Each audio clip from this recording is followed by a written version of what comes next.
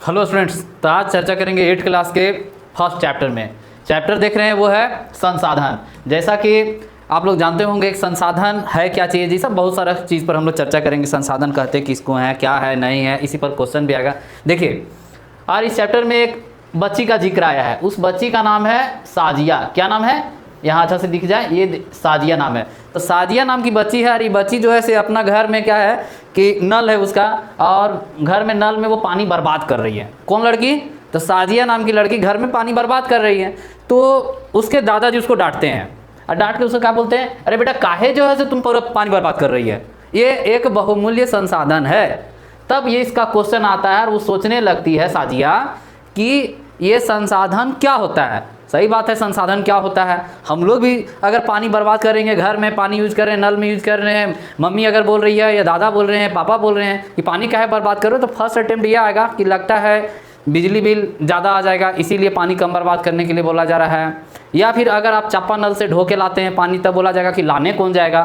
लेकिन इस बात के लिए कोई बोले कि पानी बर्बाद कर रहे हो और ये एक बहुमूल्य संसाधन है, तब थोड़ा सा सोच में पड़ जाओगे तुम भी यार कि आखिर ये बहुमूल्य संसाधन है कैसे। तो संसाधन अध्याय में जो बताया जा रहा है कि इसका इंग्लिश हो गया रिसोर्सेज, और जितने भी आपका जितना भी नज़र आ रहा है इस दुनिया में, जो जो चीज़ नज़र आ रहा है, आप अगर खड़ा हो जाए मैदान में तो घास नज़र आ रहा है, फील्ड नज़र आ रहा है, पत्थर नज़र आ रहा है, नदी नज़र आ रहा है, पहाड़ नज़र आ रहा है, ये तमाम चीज़ सब आपका संसाधन हो गया। आप अगर रूम में खड़ा हो जाए अपने क्लासरूम में तो बेंच नज़र आ गया, ब्लैक बोर्ड नज़र आ गया, पंखा नज़र आ गया, दीवार नज़र आ गया, चौक नज़र आ गया, बोर्ड नज़र आ गया, ये सारा चीज़ क्या हो गया, सब का सब संसाधन हो गया। अगर आप रसोई रूम में आके खड़ा हो जाएं, वहाँ देखें कि आपका लहसुन है, प्याज है, आलू है, चक्कू है, गैस है, टंकी है, ये तमाम चीज़ क्या हो गया, ये भी संसाधन हो गया। तो इस तरह से सब चीज़ को संसाधन में रखा गया है। अब देखिए, जैसे यहाँ एग्जाम्पल दिया गया, पानी, साबुन, रिक्शा, मोटर, गाड़ी, पुस्तकालय, सब्जी आदि सभी क्या हैं, संसाधन हैं। इसका इंग्लिश क्या हो गया, रिसोर्स। अब क्या है, संसाधन में कुछ मूल्यवान होते हैं और कुछ का मूल्य नहीं होता है, परंतु वो भी संसाधन होते हैं। यहाँ जिक्र किया गया जैसे धातुओं का आर्थिक मूल्य होता है, लेकिन मनोरम दृश्य का आर्थिक मूल्य नहीं होता है, परंतु ये दोनों क्या है, महत्वपूर्ण संसाधन है। तो इस बात का डिस्कस हो गया कि हर चीज़ महत्वपूर्ण है। किसी का आर्थिक महत्व हो सकता है, किसी का आर्थिक महत्व नहीं हो सकता है। अब यहाँ देखिए, कुछ संसाधन समय के साथ आर्थिक रूप से मूल्यवान हो सकते हैं। कुछ संसाधन आर्थिक रूप से, देखिए यहाँ पर, कुछ संसाधन समय के साथ आर्थिक रूप से मूल्यवान हो सकते हैं। दादी माँ के घरेलू नुस्खे का आज कोई वाणिज्यिक मूल्य नहीं होता है। दादी माँ के घरेलू नुस्खे क्या हो गया, दादी माँ का जैसे घरेलू नुस्खा है। किस तरह का घरेलू नुस्खा है कि अगर बुखार लग गया तो आपका रुमाल मिल जाता है। वह याद आता है कि बच्चा में अगर किसी को तबीयत ख़राब हो गया, दादी माँ क्या करती है कि अगर बुखार लग गया है तो उसको कोई कपड़ा भिंगा करके माथा में रखती है, या फिर उसको खाने का कुछ और चीज़ देती है, या बुखार उसको ठीक करने का कुछ और टेक्निक्स बताती है। तो वो सब क्या हो गया, दादी माँ के घरेलू नुस्खे। और आज कोई उसका वाणिज्यिक मूल्य नहीं है, लेकिन एक शब्द आता है, लेकिन यदि वे पेटेंट करने के पश्चात मेडिकल फर्म द्वारा बेचे जाते हैं, तब वे आर्थिक रूप से मूल्यवान होंगे। एक शब्द आया है पेटेंट। पेटेंट क्या है, अपने घरेलू नुस्खे को पेटेंट कराना, रजिस्टर्ड कराना। पूरी वर्ल्ड की एक ऑर्गेनाइजेशन है जहां पर आपके नुस्खे या आपके दिए गए आइडियाज़ को पेटेंट किया जाता है, रजिस्टर्ड किया जाता है। तो वो क्या हो जाएगा, उसी के नाम से दर्ज हो जाएगा। हम लोग के देश में हल्दी का उपयोग हज़ारों साल से होते आ रहा है, परंतु हम लोग इसका पेटेंट नहीं करा सके। तो क्या हुआ, इसका पेटेंट की हल्दी इस चीज़ में यूजफुल है। जैसे कभी क्या होता है, कभी खेलते होंगे, फुटबॉल खेल रहे हैं या क्रिकेट खेल रहे हैं, कभी क्रिकेट में आप कैच लेके गेंद ऐसे लेना है, अक्सर लोग ऐसे कर देते हैं, गेंद आके उंगली में लग गया। उंगली में लगने से आपका क्या हो गया, उंगली डैमेज हो गया। अगर उंगली डैमेज हो गया तो लोग घर गए तो घर में क्या हो जाएगा, माँ बोलेगी या दादी बोलेगी कि इसमें दूध में हल्दी डाल के पियो, दर्द कम हो जाएगा, या यहाँ पे हल्दी का लेप लगा दो, आराम हो जाएगा। तो ये क्या है, घरेलू नुस्खे हैं, और ये हमारे देश में हज़ारों साल से चलते आ रहा है, परंतु हम लोग इसका इंडिया में इसका पेटेंट नहीं कराया जा सका वर्ल्ड लेवल पे, और इसका पेटेंट कोई और देश करा लिया। तो अब क्या है, हल्दी से अगर मेडिसिन का यूज होता है तो उसका लाभ उस देश को मिलता है। यहीं पर आया, पेटेंट का मतलब किसी विचार अथवा आविष्कार पर व्यक्ति विशेष या संस्था का एकमात्र अधिकार होगा। ये हुआ पेटेंट का मीनिंग। अगला पन्ना में आपको बताया जा रहा है कि संसाधन कितने प्रकार के होते हैं। यहाँ आप देख रहे होंगे कि प्रकार दिया गया है। अब मुख्य रूप से ये देखना है संसाधन आपको दुनिया में जितना नज़र आ रहा है, प्रकृति में जितना चीज़ नज़र आ रहा है, ये तो संसाधन है ही है, ठीक है। अब प्रकृति में जितना संसाधन नज़र आ रहा है वो तो प्राकृतिक संसाधन, लेकिन उस प्रकृति से जैसे आप पूरे दुनिया में जितनी चीज़ नज़र आ रहा है ये तो एक प्राकृतिक संसाधन हो गया, लेकिन उससे कुछ मिला करके, उसमें कुछ मिला करके उससे कुछ नया प्रोडक्शन बना देता है इंसान, तो वो मानव बना दे रहा है, तो वो भी एक संसाधन हो गया। और जो बनाने वाला है, बहुत सारे विचार थॉट आते हैं मन में, मान लीजिए इंसान है तो वो भी एक इंसान भी एक संसाधन हो गया। तो 3 टर्म्स में इसको बांटा गया है। सिंपल सी बात को समझते हैं, ठीक है। कि कोई एग्जाम्पल, एक छोटा सा एग्जाम्पल अपने मन में भी सोचिए कि प्रकृति में कुछ ऐसा चीज़ है, जैसे मान के चलिए घर में आपकी सब्जी बन रही है, ठीक है, टमाटर आप लिए, तो टमाटर जो है वो आपको मिल गया खेत में, तो खेत में मिल गया या कहीं भी मिल गया, तो टमाटर क्या हो गया, एक प्राकृतिक संसाधन हो गया। हम और आप मिल के क्या किए, उसको घर ले आए और उसको चटनी बना दिए, तो चटनी क्या हो गया, हमारे और आपके द्वारा बना गया, इसका मतलब मानव निर्मित संसाधन हो गया। और इस चटनी को सोच जो डेवलप किया, आप डेवलप किए या आपकी दादी डेवलप की या कोई भी पूर्वज में डेवलप किए होंगे, तो उस चटनी को सोच डेवलप करने वाला इंसान वो क्या हो गया, मानव संसाधन हो गया। तो प्रकृति में जितनी प्रदत्त चीज़ें हैं, जितनी चीज़ें आपको दिख रही हैं, वो आपका क्या हो गया, प्राकृतिक संसाधन, ठीक है, पहला। दूसरा, प्रकृति में प्रदत्त जितने भी वस्तुएं हैं, सामान है, उससे जो बनाया गया है या बनाया जा रहा है वो हो गया मानव निर्मित संसाधन। और तीसरा, इस सोच को जो डेवलप करता है, इस सोच को जो डेवलप कर लेता है, प्रकृति से संबंधित सोच को जो डेवलप कर लेता है, आखिर इसमें क्या चीज़ है, नई चीज़ है, और नई सोच को लाता है, उसे कहेंगे, जो लाने वाला लोग है वो है मानव संसाधन। मतलब मानव खुद में भी एक संसाधन है। आगे देखिए, इसको बांटा गया यहाँ, अच्छा देखिए, संसाधन के प्रकार, जिसमें प्राकृतिक संसाधन, मानव निर्मित संसाधन और मानव संसाधन। प्राकृतिक संसाधन में क्या आ जाएगा, उत्पत्ति के आधार पर, विकास और उपयोग के आधार पर, तीसरा उपयोग के आधार पर, और चौथा वितरण के आधार पर। इसमें क्या आ जाएगा, वो व्युत्पत्ति के आधार में अजैव संसाधन और जैव संसाधन, विकास और उपयोग के आधार पर वास्तविक संसाधन और संभाव्य संसाधन, उपयोग के आधार पर नवीकरणीय और अनवीकरणीय, और वितरण के आधार पर सर्वव्यापक संसाधन और स्थानिक संसाधन। अब देखिए, महत्वपूर्ण टॉपिक यहाँ पे हम लोग आ रहे हैं। प्रकृति में उत्पत्ति के आधार पर अजैव संसाधन और जैव संसाधन। अजैव संसाधन और जैव संसाधन किसे कहेंगे, अब यहाँ ध्यान से देखिए। अजैव संसाधन जो निर्जीव है, और जैव संसाधन जिसमें जीवन है, ठीक है, नदी, नाला, पहाड़, पर्वत, ये तमाम चीज़ें जो हैं वो क्या हो जाएगा, अजैव संसाधन में। जैव संसाधन मनुष्य हो गया, पशु हो गए, जानवर हो गए, पक्षी हो गए, पेड़ हो गए, पौधे हो गए, ये सब क्या आ जाएंगे, जैव संसाधन में।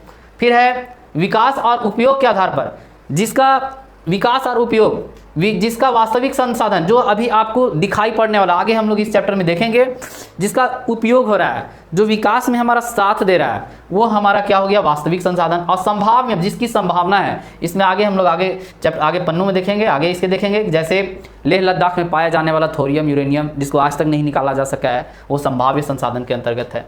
वास्तविक संसाधन जिसका हम लोग उपयोग कर रहे हैं, उपयोग के आधार पर नवीकरणीय, अनवीकरणीय और चक्रीय संसाधन। नवीकरणीय और अनवीकरणीय आप लोग, फिर हम लोग इसमें आगे भी पढ़ेंगे कि नवीकरणीय संसाधन वैसे संसाधन होते हैं जिसका पुनः निर्माण होता है, ठीक है। जैसे कि मान के चलिए पानी अक्सर आप देखते होंगे कि पानी, यहाँ बारिश हुआ, हम लोग उसको कंजर्व किए, उसको सुरक्षित किए, या पानी जो है रिस करके अंदर गया, नहीं रिसने सका तो वो बह करके नदी में गया, और नदी में जब बह करके गया तो जहाँ तक बहा फिर वो समुद्र में चला गया। फिर वही प्रोसेस होता है, समुद्र में लहरें आती हैं, वाष्पीकरण होता है, और नदी नालों से भी वाष्पीकरण होता है, फिर वही पानी वाष्प बन के ऊपर जाता है, फिर वही पानी वापस नीचे गिरता है। तो इस तरह से नवीकरणीय संसाधन में पानी आ गया। अनवीकरणीय संसाधन, ऐसा संसाधन जिसका फिर से निर्माण नहीं होता है। जैसे हमारे झारखंड में, मान के चलिए झारखंड में चतरा जिला के अगर कोई होंगे तो टंडवा गए होंगे, पिपरवार गए होंगे, रामगढ़ के अगर होंगे तो कुज्जू मांडू गए होंगे, अगर धनबाद तरफ के होंगे तो धनबाद में झरिया है, अब बोकारो का एरिया गए होंगे तो वहाँ कोयला मिलता है, कोयला निकलता है, कोयले के खदान है। तो कोयला जो निकलता है तो वहाँ देखते होंगे कि कोयला तो निकल रहा है, तो क्या उसका पुनर्निर्माण हो रहा है? तो नहीं निर्माण हो रहा है। आप वहाँ जाकर के देखिएगा कि कोयला जहाँ से निकाला जा रहा है बड़े बड़े गड्ढे हो गए हैं, 1-1 किलोमीटर तक के गड्ढे आपको मिलेंगे, बड़े बड़े गड्ढे मिल गए हैं। तो वहाँ फिर से कोयला आके भरता नहीं है, क्योंकि वो अनवीकरणीय संसाधन है, उसका पुनः निर्माण नहीं होता है। ठीक है, इसके निर्माण होने में हजारों लाखों वर्ष लगते हैं, तो इसका तत्काल निर्माण नहीं होता है। तो ये क्या हो गया? अनवीकरणीय संसाधन। फिर आप आगे आ जाता है वितरण के आधार पर सर्वव्यापक संसाधन और अस्थानिक संसाधन। चलिए, अब फिर है संसाधन के प्रकार में ये आ गया। फिर मानव निर्मित संसाधन और मानव संसाधन। मानव जिसको भी बनाएगा वो संसाधन क्या हो जाएगा? मानव निर्मित। जैसे जहाज, जैसे रेल, ट्रेन, बैलगाड़ी, साइकिल, ये तमाम चीज़ें क्या है? हमारा मानव निर्मित। जैसे हवाई जहाज हो गया, मानव निर्मित संसाधन में क्या आ जाएगा? हवाई जहाज, ट्रेन, बैलगाड़ी, जितनी भी वस्तुएं या जितनी भी उपयोग की चीज़ें मनुष्य के द्वारा बनाई गई है, ये तमाम चीज़ का हो जाएगा? मानव निर्मित संसाधन होगा। और फिर मानव संसाधन, मनुष्य खुद में एक संसाधन है। मनुष्य अगर नहीं रहेंगे, मानव ही नहीं रहेगा सोचने के लिए, उसको विकसित करने के लिए, तो फिर कहाँ से ये दुनिया में विकास की गति बढ़ेगी? तो मनुष्य खुद एक संसाधन है। आगे हम लोग देखते हैं, इसमें देखते हैं कि कौन कौन क्या क्या दिया गया है इसमें। वैसा संसाधन जो प्राकृतिक में, वैसे संसाधन जो प्रकृति में प्राप्त होते हैं और बिना अधिक संशोधन के उपयोग में लाया जाता है, प्राकृतिक संसाधन कहलाता है। जैसे जल, मृदा, खनिज वन और वायु, ये सभी प्राकृतिक संसाधन हैं। तो इसमें बहुत ज़्यादा संशोधन नहीं होता है। जैसे मिट्टी है तो मिट्टी उठाए कहीं जाके डंप कर दिए। जैसे पानी है झील में, जैसे हजारीबाग में देखेंगे कि छड़वा डैम अगर गए होंगे, छड़वा डैम से पानी आता है, थोड़ा बहुत वहाँ प्रोसेसिंग होता है, सीधे ये टाउन में सप्लाई कर दिया जाता है। अगर आपके नज़दीक में जल मीनार वगैरह कहीं होगा तो जल मीनार में पानी डैम से आया, प्रोसेसिंग, एक छोटा सा प्रोसेसिंग हुआ, उसमें ब्लीचिंग पाउडर वगैरह डाल दिया जाता है ताकि उसके जीवाणु कीटाणु मर जाए, सब थोड़ा बहुत उसमें प्रोसेसिंग होता है, सप्लाई कर दिया जाता है। फिर क्या है, अगर उसी तरह से खनिज है, कोयला है, कोयला में वैसा कोई प्रोसेस नहीं होता है, उसमें अगर पत्थर वगैरह निकाल दिया गया, उसको डंप किया गया, सीधे यूज हो जाता है। जैसे कटकमसांडी क्षेत्र में अगर आप जाते हैं और वहाँ पर देखिएगा, कटकमसांडी रेलवे स्टेशन के पहले रोड जो गई है हजारीबाग चतरा रोड, तो वहाँ पर कोयला डंप होता है। तो उसमें बहुत ज़्यादा प्रोसेसिंग नहीं होता है, बस कोयला खदान से निकाला गया, पत्थर उथर उससे छांटा गया, कोयला लोड हुआ ट्रक में और सीधे उसको स्टेशन तक पहुँचा दिया गया। और स्टेशन से सीधे यहाँ से दिल्ली पहुँचा दिया गया, या कोडरमा पहुंचा दिया गया, या दूसरे शहर पहुंचा दिया गया। अक्सर ट्रेन से जो भी जाता है वो दूसरे राज्य चले जाते हैं। इस प्रकार से संसाधन जो हो गया, यहाँ जो है वो पहला जो हो गया आपका विकास और उपयोग के आधार पर। जो पहले हम लोग देखे थे, पहले हम लोग क्या देखे थे, ये देखिए, पहले हम लोग यहाँ देखे थे आपका प्राकृतिक संसाधन में, 1 सेकेंड, प्राकृतिक संसाधन में विकास और उत्पत्ति के आधार पर देख चुके हैं। ठीक है, अब देखिए विकास और उपयोग के आधार पर वास्तविक संसाधन और संभाव्य संसाधन आता है। अब देखिए वास्तविक संसाधन और संभाव्य संसाधन है क्या चीज़। अब देखिए विकास और उपयोग के आधार पर ये क्या है, वास्तविक संसाधन। ठीक है, वास्तविक संसाधन क्या हो गया, वैसे संसाधन वास्तविक संसाधन होंगे जिनकी मात्रा ज्ञात होती है या जिनका उपयोग वर्तमान समय में किया जा रहा है। पश्चिम एशिया में खनिज तेल, महाराष्ट्र का दक्कन का पठार, काली मिट्टी, झारखंड में कोयला, बॉक्साइट आदि वास्तविक संसाधन है, जिसका ज्ञात है कि इतने हैं और वो उससे ज़्यादा बढ़ने वाला भी नहीं है। ऐसा नहीं है कि वो फिर बढ़ जाएगा। और संभाव्य संसाधन ये ज्ञात है कि झारखंड में कोयला कहाँ है, तो झारखंड में टंडवा में है, पिपरवार में है, रानीगंज में है, बोकारो क्षेत्र में, धनबाद के क्षेत्र में, कुजुमांडू के क्षेत्र में है। तो ये ज्ञात है हमको, है ना। अब क्या है, संभाव्य संसाधन जो कि हमको ज्ञात नहीं है या उसका हम लोग उपयोग नहीं कर पा रहे हैं। ठीक है, जैसे वैसे संसाधन संभाव्य कहलाएंगे। संभाव्य से जुड़ा हुआ शब्द है संभावना, जिनकी मात्रा ज्ञात नहीं है और जिसका उपयोग वर्तमान समय में नहीं हो रहा है, जिसका उपयोग ही नहीं हो रहा है अभी के टाइम में, लेकिन भविष्य में किया जा सकता है। वर्तमान में प्रौद्योगिकी का स्तर संभवतः इन संसाधनों पर आसानी से प्रयोग करने के लिए पर्याप्त रूप से उन्नत नहीं है। लद्दाख में पाया गया यूरेनियम एवं केरल के तटीय रेत में पाया जाने वाला मोनाजाइट संभाव्य संसाधन के उदाहरण है। अगर यहाँ से क्वेश्चन आता है, ध्यान से देखिएगा, 8 क्लास का बोर्ड एग्जाम में अगर क्वेश्चन आता है कि संभाव्य संसाधन के उदाहरण लिखें, संभाव्य संसाधन के उदाहरण। तो पहला होगा, क्या होगा, ये देखिए, लद्दाख में पाया जाने वाला यूरेनियम, लद्दाख का यूरेनियम, लद्दाख का यूरेनियम। और दूसरा, ये क्वेश्चन आता है, दूसरा हो गया केरल के तटीय में क्षेत्र में पाने वाला मोनाजाइट, केरल का मोनाजाइट, केरल का मोनाजाइट। ये क्या हो गया, संभाव्य संसाधन के अंतर्गत हो गया ये दोनों। अब आ गया वास्तविक संसाधन। क्वेश्चन अगर आएगा कि वास्तविक संसाधन के एग्जाम्पल लिखें, तब क्या लिखेगा, झारखंड का कोयला, महाराष्ट्र दक्कन का काली मिट्टी, ये सभी चीज़ें क्या हो गया, वास्तविक संसाधन के अंतर्गत आ गया। ठीक है, अब चलिए हम लोग आगे देखते हैं। अगला पेज में दे रहा है कि पहले का समय में, आज से 200 वर्ष पहले अगर चलेंगे हम लोग, तो उस समय ये जो पवन चक्की आप देख रहे हैं, अगर आप समुद्री तट के क्षेत्र में जाएंगे, अगर भविष्य में रामेश्वरम कभी जाने का मौका मिले, जहां अब्दुल कलाम जी का जन्मस्थली है, और रामेश्वरम मंदिर है जहां भगवान राम के द्वारा स्थापित मंदिर है, अगर उस क्षेत्र में जाने का आपको मौका मिलेगा तो हम वहां पे देखे हैं, उस क्षेत्र में जब भारत के दक्षिणी क्षेत्र में जब जाइएगा तो वहाँ देखिएगा कि इस तरह का पवन चक्की आपको देखने को मिलेगा। ठीक है, इस तरह का पवन चक्की। तो भारत ही नहीं, पूरे विश्व में आज से 200 साल पहले ये जो पवनें चलती थी, तेज पवनें चलती थी, तो वो एक संभाव्य संसाधन के अंतर्गत थी। वही चीज़ यहाँ बताना चाह रहा है कि पूर्व में तीव्र गति वाली पवनें एक संभाव्य संसाधन थी, किंतु आज वे वास्तविक संसाधन में है, क्योंकि पवन चक्की के माध्यम से बिजली का उत्पादन किया जा रहा है। ठीक है, अब आगे देखिए, उत्पत्ति के आधार पर अजैव संसाधन और जैव संसाधन। उत्पत्ति के आधार पर कौन कौन साधन हो गया, अजैव और जैव संसाधन। अजैव संसाधन में निर्जीव चीज जितना आ गया, जैसे उस समय भी जिक्र किया हम लोग, मट्टी है, चट्टान है, हवा, जल है, ये सभी आ गया। और जैव संसाधन में क्या आ गया, पौधा है, जंतु है और मानव हो गया। अब उपयोग के आधार पर यहाँ ये मेन है, इसे प्रश्न आता है। ठीक है, अगर यहाँ क्वेश्चन आ जाए निम्नलिखित में, अगर क्वेश्चन आ जाए कि यहाँ क्वेश्चन मिट्टी, चट्टान, हवा, जल, क्वेश्चन पहला आ जाए मिट्टी, चट्टान, हवा, जल, ये किस प्रकार के संसाधन हैं, तो आंसर क्या होगा, ये जो है आपके अजैव संसाधन है। ठीक है, क्या है, उत्तर हो जाएगा अजैव संसाधन, क्योंकि इसमें कोई जान नहीं है। अजैव संसाधन, अजैव जिसमें कोई जान नहीं, जिसमें जीव नहीं। अब देखिए दूसरा, जैव संसाधन। अगर यहाँ क्वेश्चन आ जाए कि पौधा, जंतु और मानव किस प्रकार के संसाधन हैं, पौधे, जंतु और मानव किस प्रकार के संसाधन हैं, किस प्रकार के संसाधन हैं, तो आंसर इसका हो जाएगा जैव संसाधन, है ना। ये हमारा इस तरह के क्वेश्चन भी हमको आगे हम लोग चर्चा करेंगे।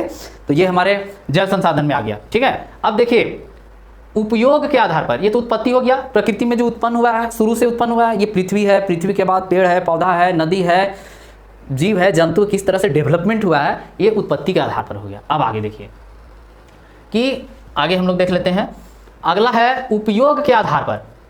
ठीक है, उपयोग के आधार पर नवीकरणीय संसाधन, अनवीकरणीय संसाधन और चक्रीय संसाधन। ठीक है, तो नवीकरणीय हम लोग समझ गए कि जिसका पुनः, नवीकरणीय संसाधन जिसका पुनः निर्माण होता है, जैसे यहाँ एग्जाम्पल दिया गया होगा सौर एवं पवन ऊर्जा।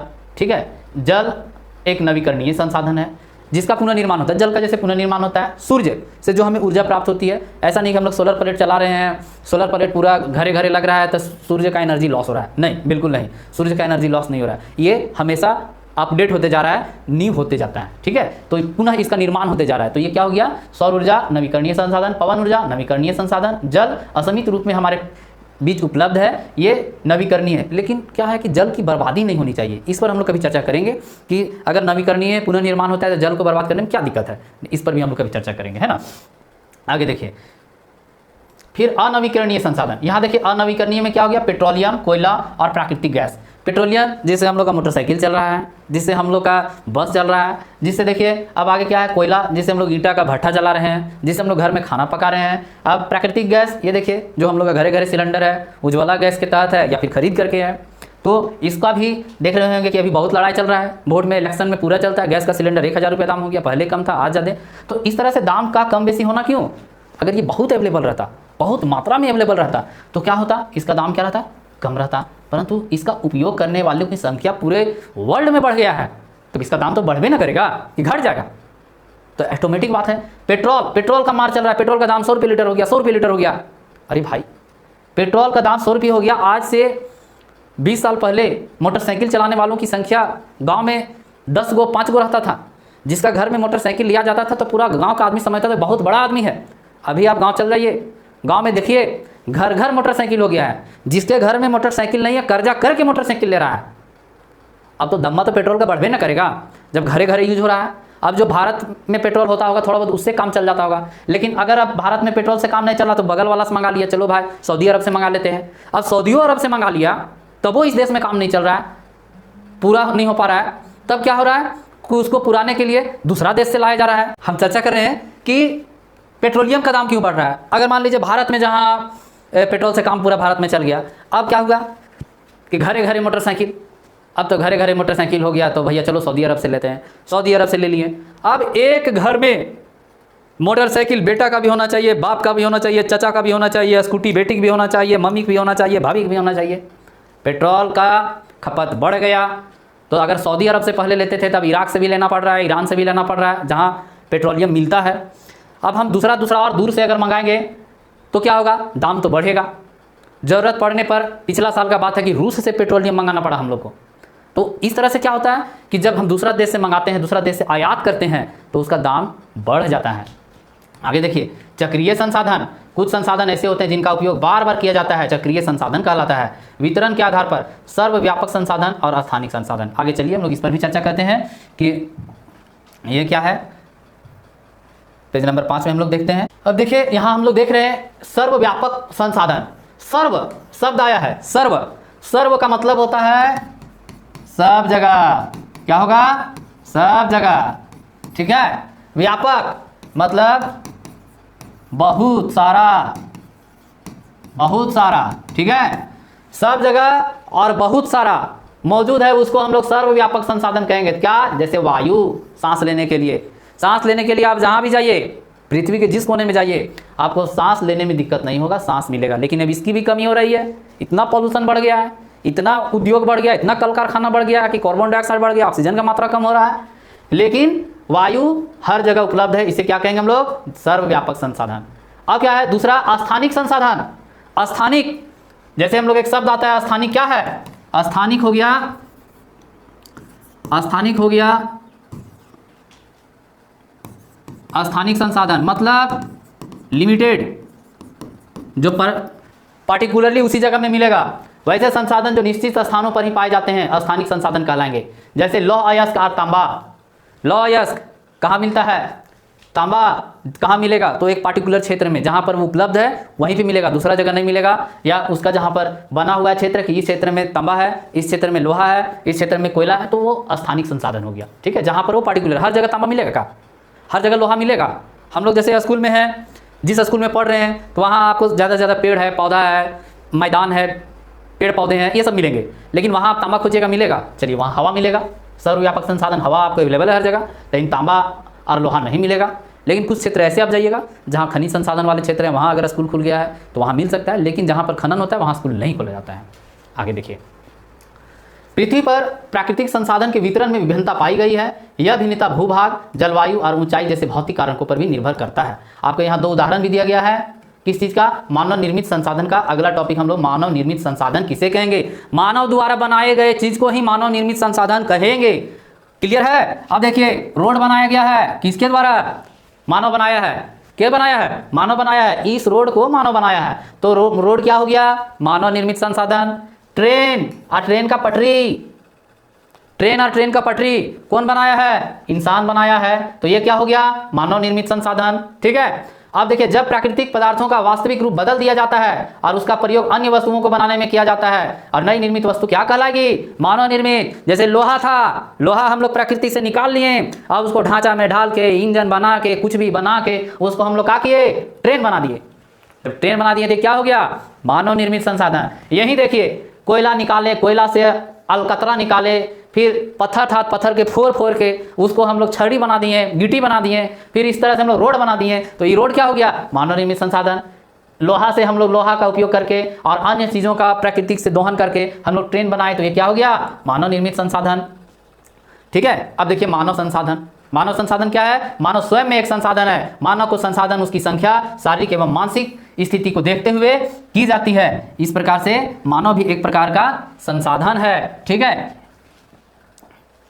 शक्ति बनाती है। शारीरिक और मानसिक शक्ति का विकास शिक्षा, तकनीक, स्वास्थ्य और कौशल की सहायता से होता है। इनकी सहायता से ही मनुष्य नई वस्तुओं का निर्माण करने के लायक बनता है। देश के युवाओं में कौशल विकास हेतु प्रधानमंत्री कौशल विकास योजना 2016 ईस्वी में चलाई जा रही है। 2016 ईस्वी चलाई जा रही है। तो मनुष्य खुद में एक संसाधन है। कैसे है कि मनुष्य सोच अपना डेवलप करता है, मनुष्य अपने कौशल विकास को डेवलप करता है, तब जाकर के कोई प्राकृतिक संसाधन से नया चीज़ बनाया जाता है। प्रकृति से दोहन करके नया चीज़ बनाया गया, तब उसको हम लोग मानव निर्मित संसाधन के रूप में अपने सुविधा के लिए उपयोग कर सकते हैं। आगे देखिए, संसाधन का संरक्षण हमें पढ़ना है। संसाधन का संरक्षण क्या है? चलिए इस पर हम लोग संसाधन का संरक्षण पे चर्चा करते हैं।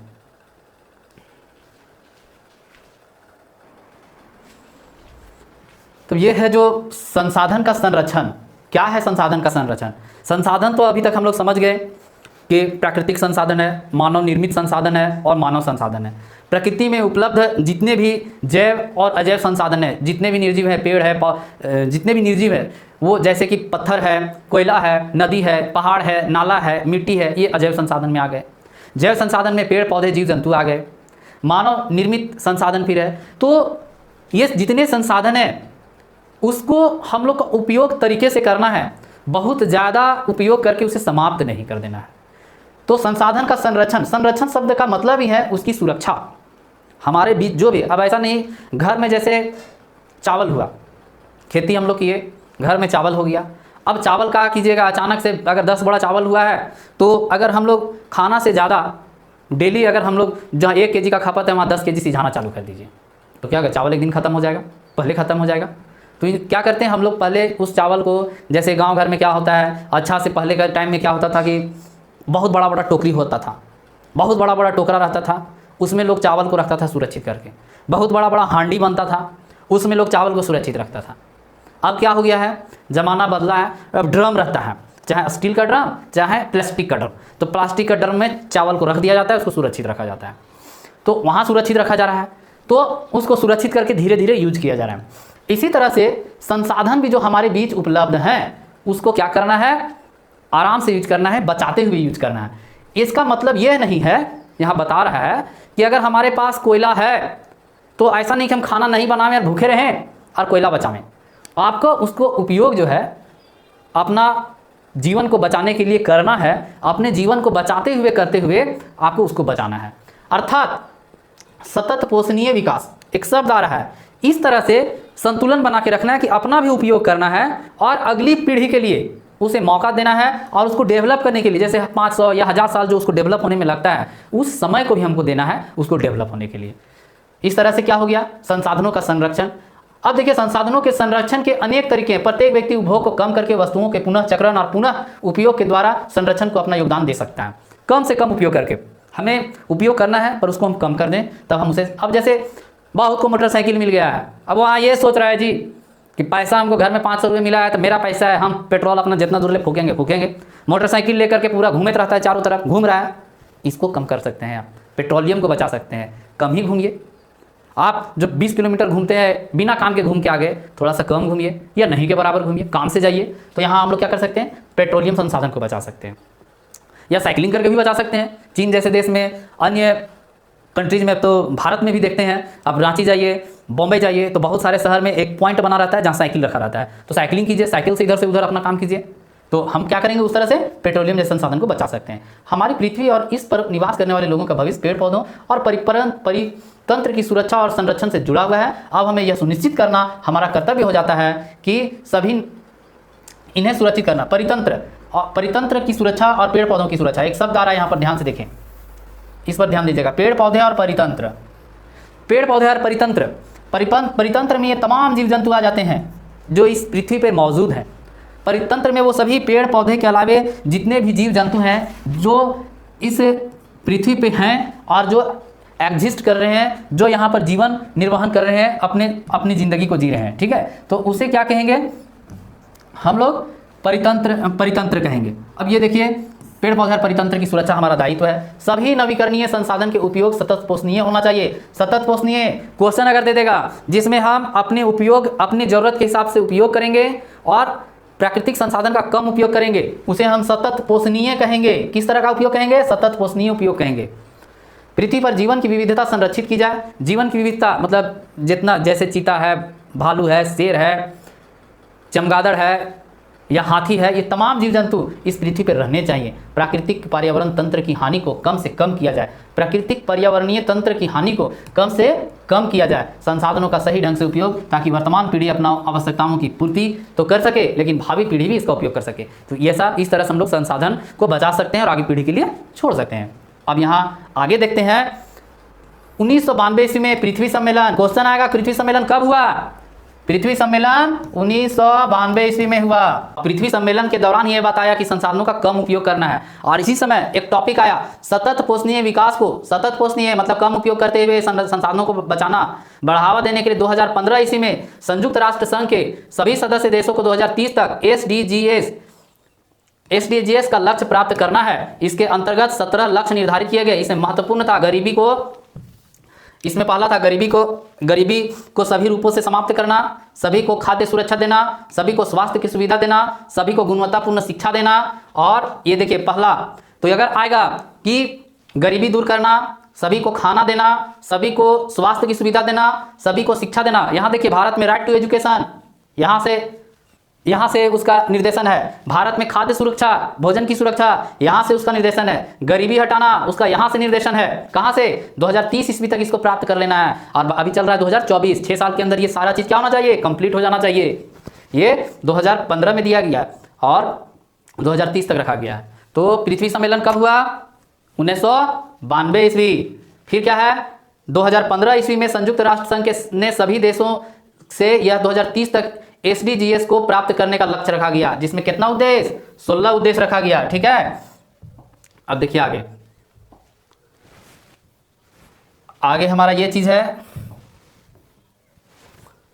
क्या चीज है आगे ये देखते हैं। ठीक है, सतत पोषणीय विकास सिद्धांत के ध्यान देने वाला क्या क्या गुण है? मानव जीवन को गुणवत्ता को बढ़ाना, पृथ्वी की जैव विविधता का संरक्षण करना, प्राकृतिक संसाधनों का सदुपयोग करना, सांस्कृतिक विविधता को बचाना, संसाधनों का पुनः उपयोग करना, पर्यावरण के प्रति व्यक्तिगत व्यवहार को और अभ्यास को परिवर्तन करना, समुदायों को अपने पर्यावरण की देखभाल करने योग्य बनाना। जैसे अक्सर देखिएगा कि गांव घर के लोग क्या कहते हैं, ये हम गांव घर में इस गांव का जंगल है, दूसरा गांव का आदमी नहीं काट सकता है। मतलब क्या है? अपने क्षेत्र के लोगों को वहां के संसाधन के प्रति उसे जागरूक करना कि आप अपने क्षेत्र के संसाधन को खुद बचाइए, कोई बाहर का आदमी नहीं बचाने आएगा।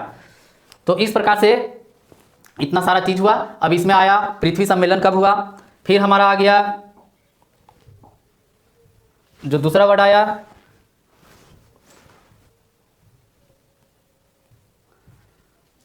कि 2030 तक SDGs, अगर क्वेश्चन आ जाए SDGs का SDGs का लक्ष्य कितना, कौन साल तक रखा गया है? तो 2030 तक रखा गया है। और इसमें कितने लक्ष्य निर्धारित थे? तो 17 लक्ष्य निर्धारित थे। अब आगे हम लोग देखते हैं क्वेश्चन का, यहाँ से आता है पैटर्न। ठीक है, तो क्वेश्चन का पैटर्न हम लोग अगले टॉपिक में कर लेंगे। नेक्स्ट टॉपिक में हम लोग ये सारा क्वेश्चन को देखेंगे और सारा क्वेश्चन को बनाएंगे। उम्मीद है वीडियो अच्छा लगा होगा। थोड़ा सा ध्यान से देखिए, हर क्वेश्चन का आंसर आपको मिल जाएगा। धन्यवाद।